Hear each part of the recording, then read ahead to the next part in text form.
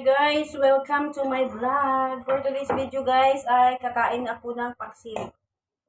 Paksiw na isda. Luto ako ng paksiw na isda.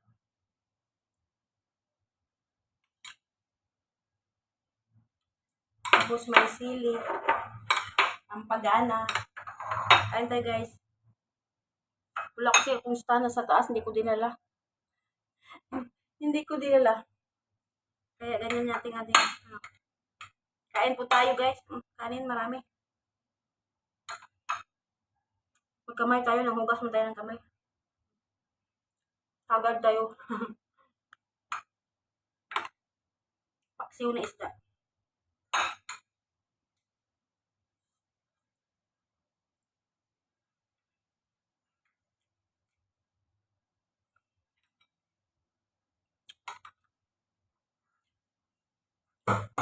Palitan din ng kutsara.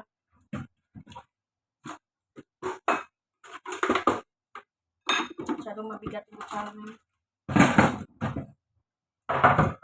Marami akong paksiw guys. Sa inyo ba? Isda. Yan natin sabaw. Parang hindi maalat itong sabaw ah. Dagdagan ko ng asin mamaya. Maganda kasi medyo maalat ang paksiw.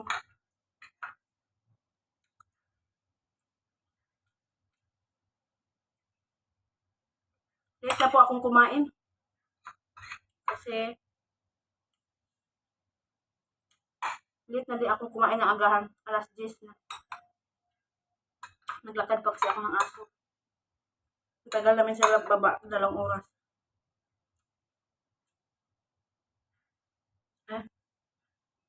Oh, 1 oras mahigit. Tapos wala yung amo ko na sa China.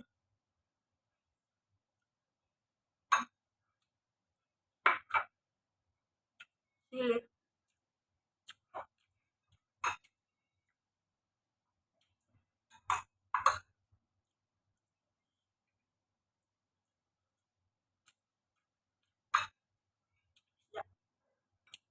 Mura itong isda ito, $20. $20 yata kasi maraming ganyan. Di ang kilo nito.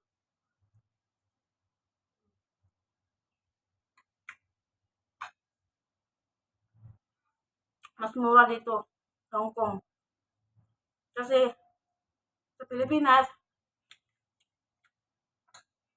pagpalagay natin, 70 ang $10 o 140 lang.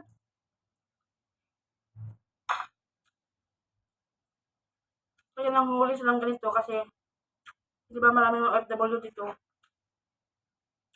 Silang pinakamura. Kasi ang mga isda dito ang mahal. Lalo na yung mga malalaki. Tig 100 plus. 6 KD o magkano yan? 700. Meron nga 200 plus. Depende. May mahal pa. Depende sa klase. Ito mga ganito, tumpok-tumpok.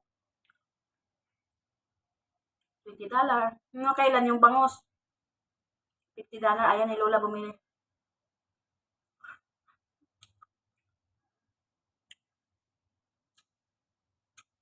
Kasi may pang-upload tayo. Wala akong pang-upload. Kasi minsan pag lumabas ako, nagmamadali din ko. Wala akong time mag-vlog. Yung lumabas ako nang kasama yung mga bagong kaibigan, yung tagalakad ng aso din. Nahiya din naman ako magbablog. Alam naman, may dala kasi ako bigat. Dito naman okay lang magluto ka. Wag lang yung nandito si amo na magluto ka ng bawa, prito. Ayaw naman prito. Nga ganito, okay lang. Pero inakto ko na wala si amo. Tapos na ako maglinis sa taas. Magtiklop na lang ako ng aking nilabhan.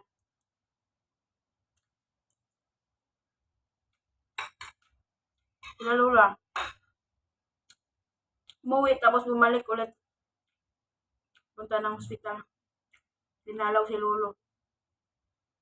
Kawawa si Lolo.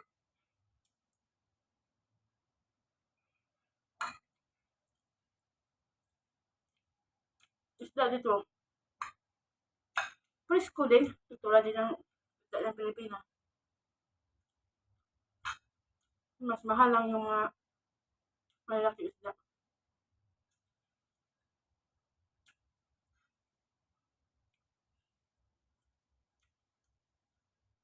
Yung mga amo kasi depende sa isda at kakain nila. Yung ganito hindi sila nakain.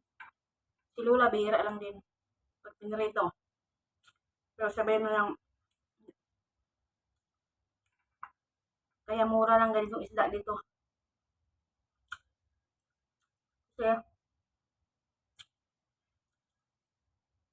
hindi sila nabili.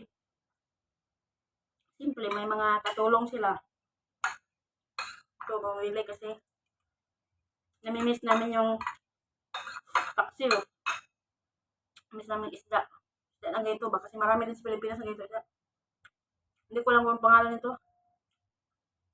Hindi naman siya galunggong, parang kapatid sa galunggong. Minsan nagkakarni. Nagkakarni din kami dito, manok. Nakakasawa din. Okay guys, thank you for watching guys. Tapos na akong kumain. At ipapakita ko sa inyo yung paksiw. Ayan, dito. Isang dami, di ba? Okay guys, thank you for watching. Good afternoon. Thank you so much.